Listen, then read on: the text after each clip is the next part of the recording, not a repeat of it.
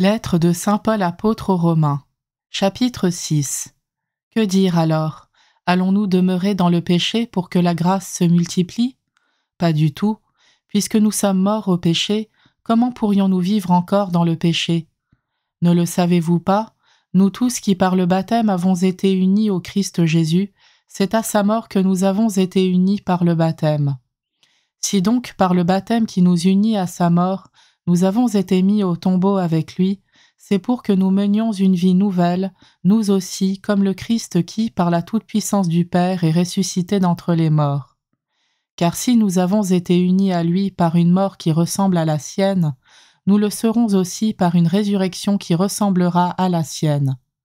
Nous le savons, l'homme ancien qui est en nous a été fixé à la croix avec lui, pour que le corps du péché soit réduit à rien, et qu'ainsi nous ne soyons plus esclaves du péché. Car celui qui est mort est affranchi du péché. Et si nous sommes passés par la mort avec le Christ, nous croyons que nous vivrons aussi avec lui. Nous le savons en effet, ressuscité d'entre les morts, le Christ ne meurt plus, la mort n'a plus de pouvoir sur lui. Car lui qui est mort, c'est au péché qu'il est mort une fois pour toutes, lui qui est vivant, c'est pour Dieu qu'il est vivant. De même vous aussi, pensez que vous êtes morts au péché, mais vivants pour Dieu en Jésus-Christ. Il ne faut donc pas que le péché règne dans votre corps mortel et vous fasse obéir à ses désirs. Ne présentez pas au péché les membres de votre corps comme des armes au service de l'injustice. Au contraire, présentez-vous à Dieu comme des vivants revenus d'entre les morts. Présentez à Dieu vos membres comme des armes au service de la justice. Car le péché n'aura plus de pouvoir sur vous. En effet, vous n'êtes plus sujet de la loi, vous êtes sujet de la grâce de Dieu. Alors, puisque nous ne sommes pas soumis à la loi mais à la grâce, allons-nous commettre le péché? Pas du tout.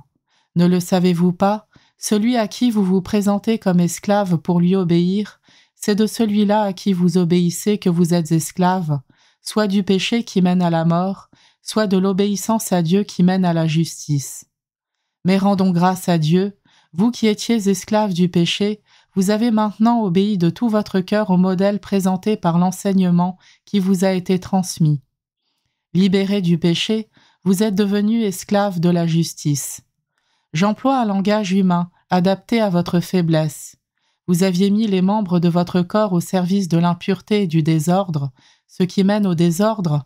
De la même manière, mettez-les à présent au service de la justice, ce qui mène à la sainteté. Quand vous étiez esclaves du péché, vous étiez libres par rapport aux exigences de la justice.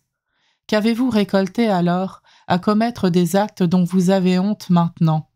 En effet, ces actes-là aboutissent à la mort.